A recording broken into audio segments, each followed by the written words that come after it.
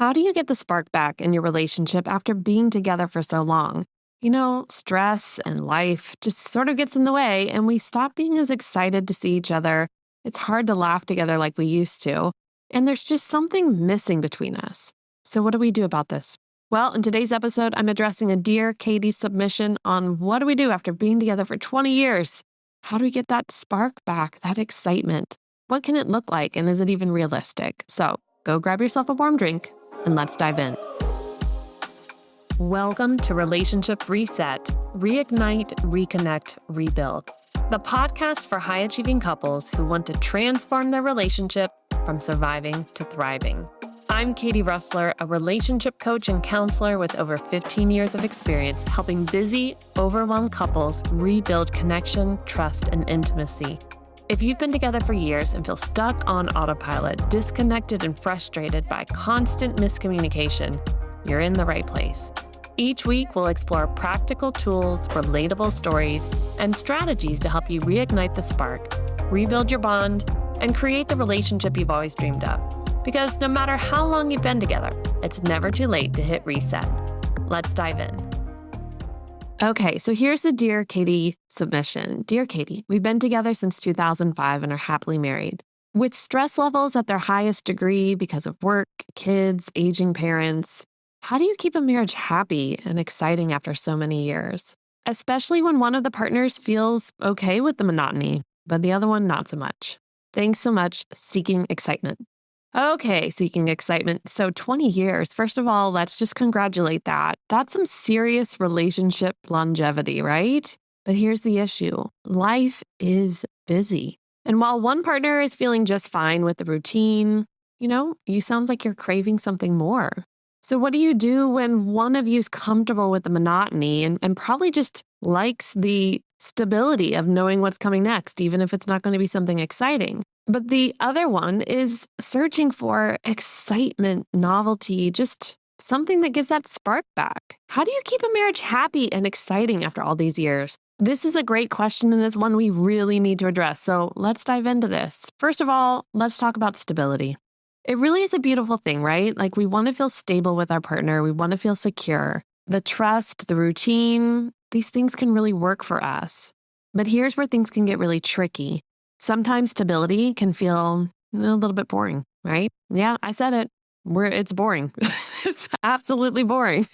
And yet we need it. But often it's why many of us go and watch these romance movies or TV series where there's drama and excitement because we do miss a little bit of drama, even though we really don't want it in our lives. Once it's there, we hate it. See, stability is what keeps us grounded. And it's something to celebrate, right? But after 20 years of doing the same thing in the same routine with the same tasks, well, it's totally normal for one of you to feel like something's missing.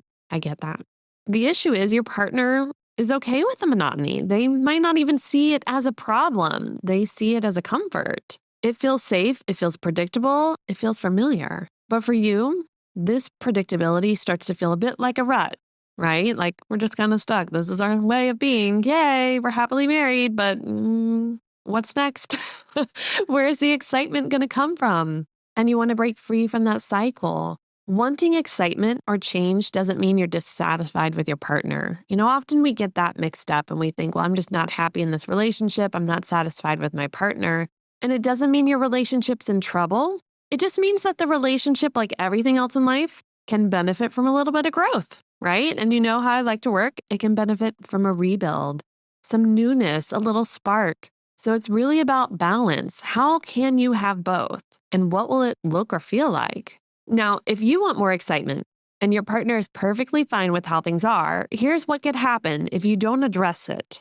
You start to build up resentment. It builds up quietly, like a little sneaky monster under the surface, right? Like, oh, and there it pops up because it got so big that it's like, we have to address this, but maybe we can address it sooner. First, you need to understand what the resentment is about. Maybe you're feeling unseen.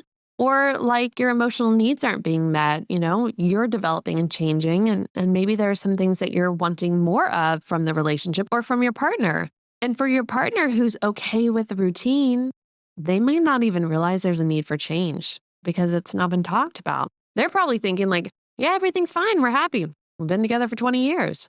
But what ends up happening is that when you are craving more, you might start feeling like you're not as important or that your desires are being dismissed because they're not really being communicated. Or when they are, you're being told nothing's wrong. Don't make it a problem. Like we've got, everything's good. We look good on paper. Why are you complaining? This isn't about saying one partner's wrong, right? It's about recognizing that different people need different things. And that will change over time. And the key here is addressing it before it builds into something bigger. We don't want that monster to get any bigger than the little one that's kind of hiding out. We want to address it so the monster goes away. It's important to say that wanting more excitement doesn't mean your relationship is bad.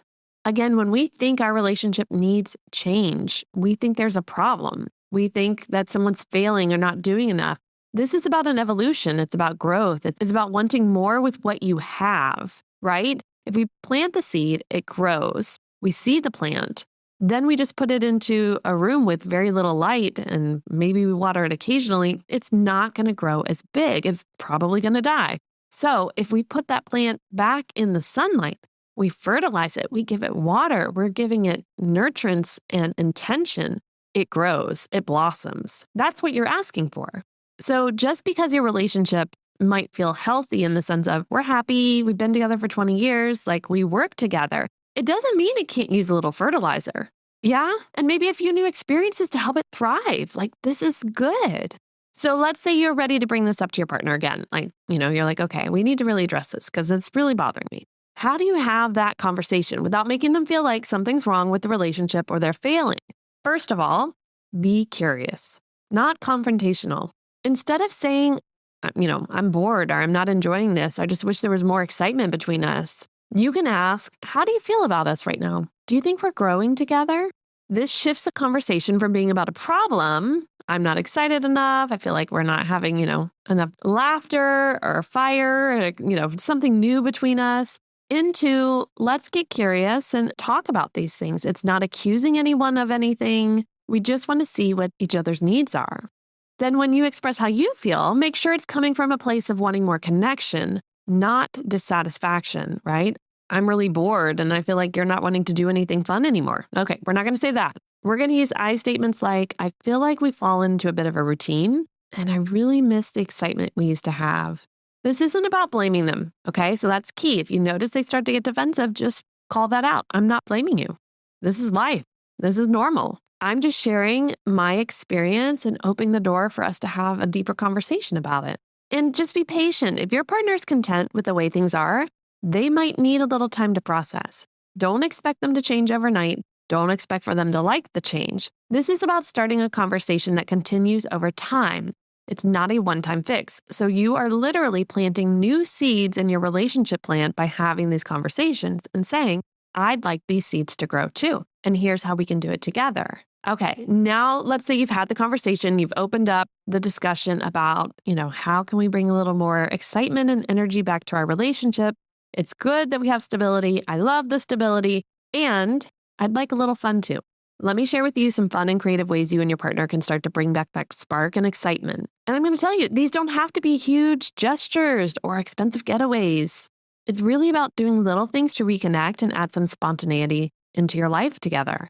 So first one, try something new together. Take a class, maybe it's dance, cooking, or even something like pottery.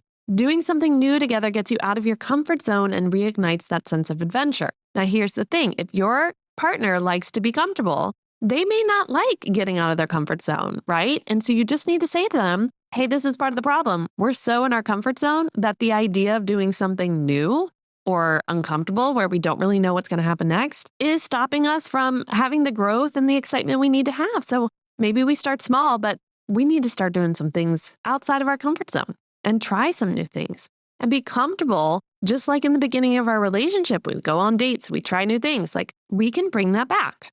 So lead with that. No, they may not like it. No, they might get a little bit irked about it. It doesn't mean it's a problem. It doesn't mean you shouldn't still do it. Often when our partner doesn't like something, we go, okay, fine, we won't do it. And we give in way too soon when we know all it is we're facing their inner maybe child that's like, I don't want to be uncomfortable. I don't want to feel like I'm doing something silly. I don't want to be made fun of. I don't want to fail. Okay, cool. We got to let that little kid out and play.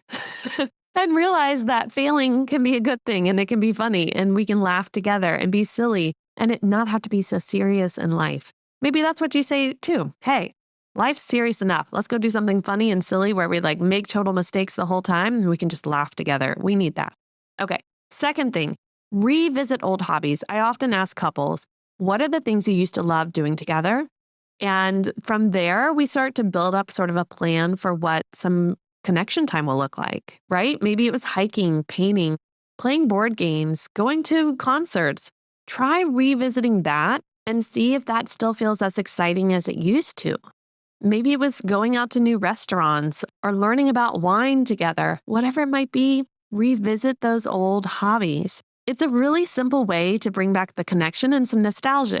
Now, here's another pro tip. Don't go into the, gosh, I really love that we used to do this. I feel like we just never do this anymore. And, everything is just when you start to go into pointing out how negative and bad everything is presently, you're going to ruin the moment. So please bite your tongue. You don't need to say that. You can just go, man, I loved doing this when we were first together. And I'm seeing right now how much I missed it. I'm so glad we're doing it.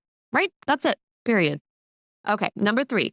Create a bucket list together. Sit down and make a list of things you want to do together. What are some things you both want to try? Restaurants you want to go check out, places you want to visit, hobbies you always said, oh, one day we'll do that and you haven't. Write it down. It gets you excited because you're looking forward to doing something special as a couple. Now, I do work with couples who often say, we don't like the same things.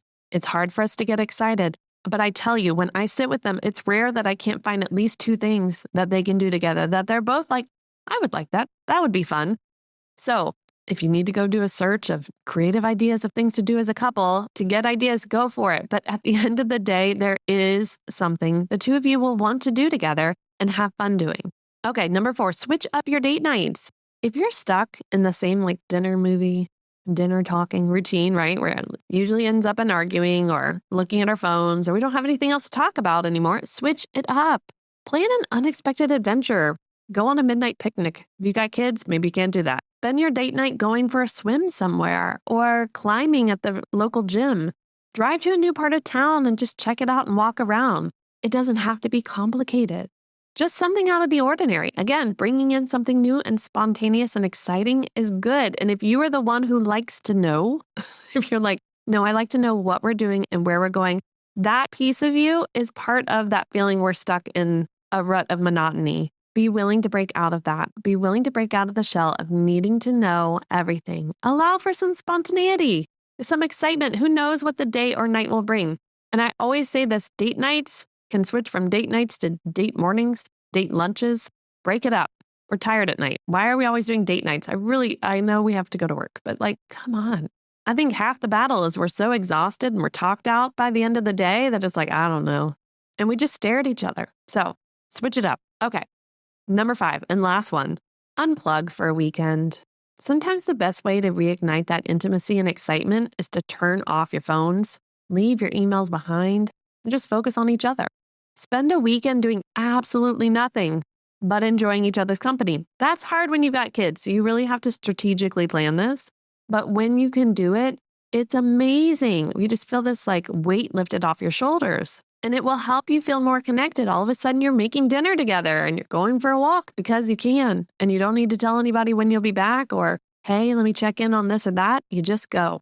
Now, let's address the fact that in this situation, you're navigating different needs. So one of you is perfectly happy with the status quo and the other is craving more excitement. How can we navigate this without causing tension? Here's the thing. Both perspectives are valid. One partner's need for stability and comfort doesn't negate the other's need for adventure or change. They both can coexist. This is where compromise comes in. Maybe it's not about overhauling everything, but about finding a balance that works for both of you. For example, perhaps you start by planning a fun activity once a month. Nothing too crazy, but something that shakes things up a little bit, stepping outside your comfort zone, makes you laugh, feels a little nostalgic and exciting.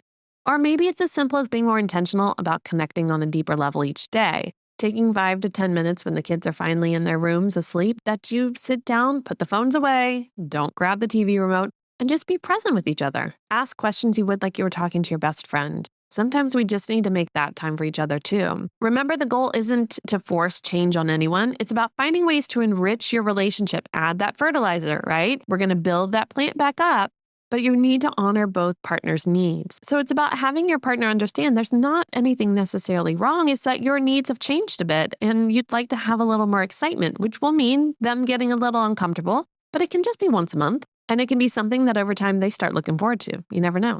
Okay, seeking excitement. I hope this gave you some good tips and a realization that your point of view and your desires are valid. So it's all about how you have the conversation with your partner and not giving in if they go, well, I'm really happy where things are. Why are you making problems when there aren't any? It's not a problem. It's just a new need. We don't need to wait for that monster to build between the two of you where resentment just divides the two of you even more. Start small. Start today. Have the conversation with your partner and see where it takes you. And remember, it's not about changing who you are as a couple, okay? It's about keeping the connection alive and adding more joy to your already strong relationship. If you need support navigating this, whether it be seeking excitement or, dear listener, reach out. I'm here to help. And as always, I'm sending you so much love and connection vibes as you continue building the relationship of your dreams rather than just settling for what it is. I'll see you next week. Thanks for tuning in to Relationship Reset. If you found this episode helpful, share it with a friend who might need it too. Don't forget to rate and review the podcast. It helps more couples discover these tools to rebuild their connection too. And be sure to hit subscribe so you don't miss next week's episode. It's gonna be a good one. Your relationship is worth the work, and the rewards, totally worth the effort. See you next week.